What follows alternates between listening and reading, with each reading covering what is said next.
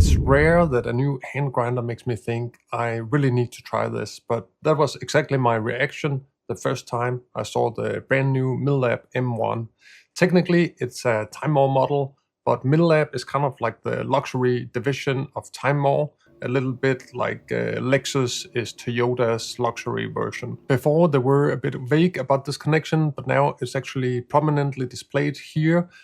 Inside the lip here on the top, it says Timemore Professional, so it seems like they're embracing this connection more fully. And I actually tested MILLAB's first product, a portable battery grinder, last year, video up here. And while that grinder was really nice, the new hand grinder, I got to say, this feeling of luxury and premium quality is just enhanced a lot more compared to back then. When I held the M1 in my hand for the first time, I was genuinely impressed. It's a beautiful, well-crafted piece that immediately stands out. So there are a lot of positives, but also a few noticeable drawbacks, which I'll of course cover later. I've had this grinder for a bit more than 2 weeks now, since picking it up at the World of Coffee in Jakarta, and I've used it daily. I've also done a lot of side-by-side tests with the Espresso SP6 and the Espresso K-Ultra. So I can speak very confidently about how it compares to two of the most popular manual grinders on the market. But before we talk about all these nitty-gritty taste details, let's talk a little bit about the physical design, because it is undeniably sophisticated. The grinder is very large and surprisingly heavy, 1.1 kilos, which actually makes it heftier than most of the other manual grinders on the market. I believe only the Kino M47 and the Lido 3 are in the same literal weight class. By comparison, the Espresso K-Ultra, I would say, feels almost nimble. The materials are very premium. It's mostly just steel and aluminum. There's just a little bit of plastic here at the handle, transparent plastic, so you can see into the body of the grinder. The body has this textured design, and that helps a little bit so your hand is less likely to slide around. The whole handle is made of steel, even the knob here, and it feels very sturdy and completely unlikely to break. One real standout innovation here is the catch cup. Rather than magnets, it screws on and off with this clever locking mechanism here, and that means that you get the security of a threaded design with the flexibility you would expect from a magnetic catch cup. It's not gonna fall off if you kind of like bump it into your body accidentally, but at the same time you just have that ease of use. So it's really one of my favorite new inventions when it comes to manual grinders. I think this is probably the best catch cup design I've seen. Underneath the catch cup, there's also a discreet little rubber mat, so it's not going to slide. And if you place it on metal, it's not going to be that uncomfortable metal on metal sound. The adjustment mechanism is external, like we've seen on many recent grinders, and it's intuitive and easy to use. The range is just what you want. The espresso zone sits around 1 for more traditional roasts and around 0.5 for lighter roasts. So you can grind fine enough for light roasts without any issues. And the pour over setting is actually very wide, so you really have a good range here as well. I will say around 5.5, that's where I would start, and then all the way up to around 8 is probably where you'll be at. And between each step you'll have 10 sub steps. And Timemore says that this moves the burr with 12.5 microns. So actually very good range here. And now to the burr set. It features a new so-called pineapple burr, which is a kind of new invention by Timemore and MILLAB. And compared to a standard cone burr, this one is longer, and it also splits the grinding phase into several phases. So it has 2 pre-breakers instead of just 1. There are some other Timemore burrs out there that are a bit gimmicky. For instance, the spike to cut burr found on many of the other models. I'm not really convinced that these spikes do anything. However, with this one here, both the performance and the data points point to there being some kind of effect. So I would say it's more than just hype. This burr set actually behaves differently from most other conical burrs on the market, as you'll see when we get to the performance and taste test. But now let's grind some coffee and then look a little bit closer into the performance. So I got 20 grams of a typical light roast bean, and I'm going to grind it on grind setting 6. Start the timer.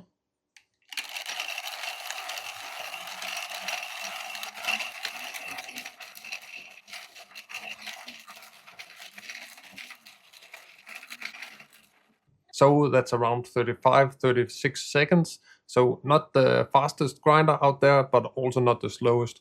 Totally acceptable for pour over. But I will say that it does require more effort than many other grinders out there.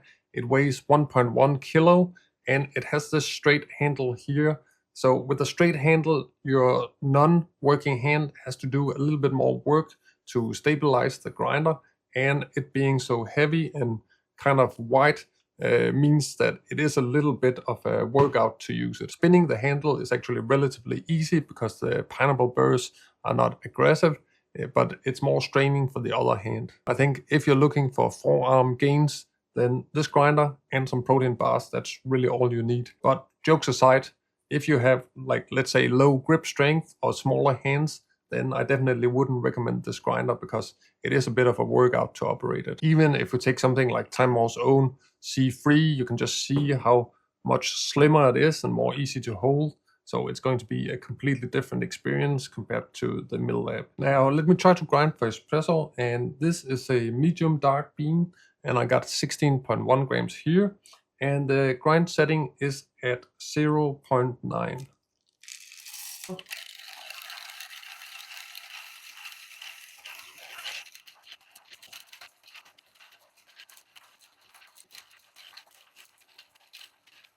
So 16 grams, that took just under 1 minute to grind, around 55-56 seconds. Again, it's not super hard to twist it, but it's just because it's a little bit slower than the average grinder out there.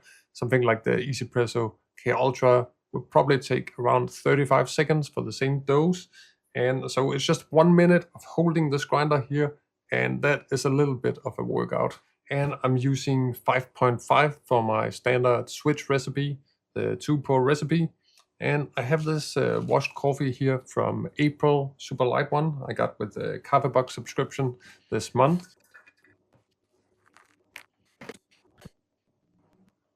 And we got a complete drawdown at 225. So that indicates a pretty clean brew with not a huge amount of fines. So the taste is fine, but actually I know this coffee has a lot more to offer.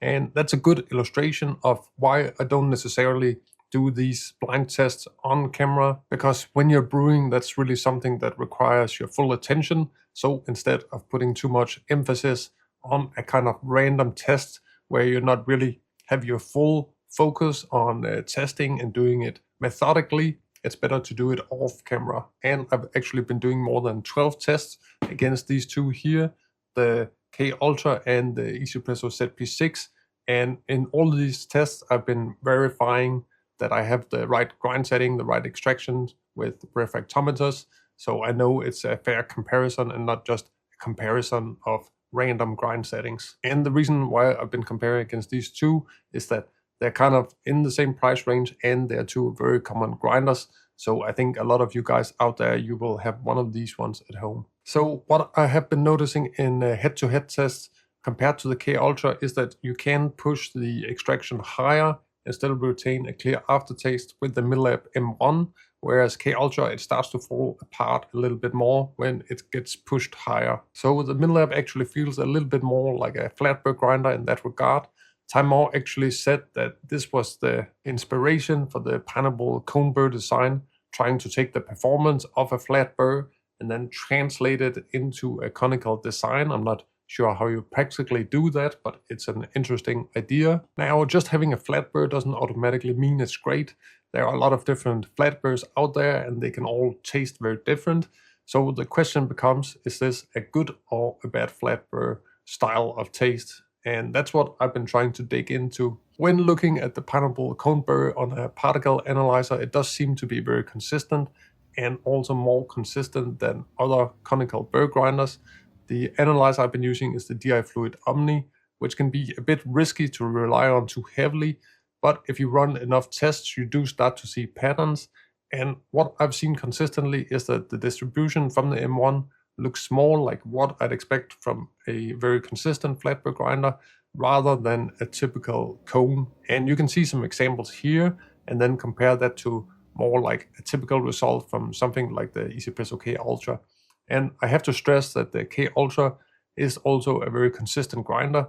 So these are very good results. But being consistent in grind size is one thing and taste on the cup is another. And here the MILLAB M01 reminds me a bit of another very consistent grinder in my collection. And that's the Eureka Filtro. And that grinder is just super consistent on a particle size level. And when I look at it with the particle analyzer, it still cuts through that kind of noise that can be with the DI Fluid Omni, and it just seems a lot more consistent than anything else. But even though that's the case, taste-wise, that really spectacular performance doesn't completely translate into the same kind of wow factor in the cup. So it's very good, don't get me wrong, but it's just hard to describe what's unique about the flavor. So I think there's something more at play than just not having fines and not having boulders. So particle distribution is also about the shape of the particles and the proportion of different particle sizes. So for example, Timemore's own 078 grinder has very round spherical particles, and that seems to create a specific kind of flavor profile. On the other hand, something like the SP6 seems to have more flaky particles, and it usually also has a very fast drawdown. And that indicates a different results and different flavors in the cup. The famous SSP brew burrs produce particles that don't look so special, but they have a very glass-like, transparent and clean taste. And I don't think anyone really understands why. So there are a lot of mysteries when it comes to grinders and their particle size distribution. So in my testing, it's clear that the MILLAB fits into that same category as Eureka Filtro, with fewer fines, fewer boulders, and a lot of the distribution in the middle zone, but at the same time it doesn't quite have a signature flavor the same way as, for instance, the Timemore 078 or the many of the SSP burrs have. You can say it's complex and it's low on bitterness at high extractions, the acidity is moderate and it's balanced, but the flavors are not quite super focused like I would say the ZP6 is. The ZP6, when compared to the MILLAB, seems to focus in more on one central note and then give it more breathing room. So it highlights that note and kind of separates it from the rest of the brew, where the MILLAB M01, on the other hand, it gives you the same note with a little bit less intensity, but a bit more complexity. At the same time, it's also not as loud and acidity forward as the K-Ultra. That grinder has a kind of like energetic profile, a lot of stuff going on in the cup. So the M1 is kind of balanced and I feel like you can take it in many different directions. And in that way, it's great. But I feel like with some of those other fancy pour-over grinders, we got some clear headlines, some clear attributes, and we can pinpoint and say, this is what's going on. And that's a little bit more difficult here. In terms of flavor clarity, I will rank it somewhere between the K-Ultra and the ZP6. But that also means for something like medium roasts and funky beans, which can be ZP6's weak point, then this one is a little bit better, but still not as suitable as the K-Ultra would be. Timemore actually released a particle distribution graph as part of their marketing material of the grinder. There's also another unnamed grinder on the graph, a competitor. We don't know exactly which grinder it is, and Timemore doesn't name it, but judging from that little icon, it looks like it's the Comandante C40, and that grinder has a heptagonal burr type like the K-Ultra and really so many other grinders nowadays. And yes, I do think that the M1 is more consistent than most of these heptagonal burrs, but does it always translate into being more enjoyable in the cup? Not necessarily. So when brands release particle curves like this, I think it should generally be seen as marketing because there are just so much more to grinders than these particle size distributions. And a little side note here, water has just as big an impact as grinders. And if you haven't really optimized your water, then these small nuances we talk about with grinders doesn't really mean that much. So if you want to learn more about water, I have special training and it will only cost a fraction of what a new grinder will set you back. But it has just a big of an impact on the cup, so I'll leave a link down below if you want to learn more. When it comes to espresso, the MILLAB can easily grind fine enough to generate 9 bars of pressure, but would I buy it mainly for espresso? I'm not really so sure. The taste is definitely something different. That same consistency that you get in filter brewing, it also carries over into the espresso range. And actually, it almost feels even more noticeable here. You can definitely tell that you don't get that many fines in the puck. And what you end up with is very focused, very intense, but you also don't get as much body or sweetness as you would with more traditional conical grinders. Instead, you just get a shot that's very pure and concentrated flavor. With dark roast, I actually don't think that profile is very pleasing. Darker roasts tend to benefit more from a kind of a blended grind distribution that gives you more body and sweetness. But with medium roast and some lighter roast, I think if you enjoy that style, then you'll get some quite interesting shots here. And that's something I personally want to explore more.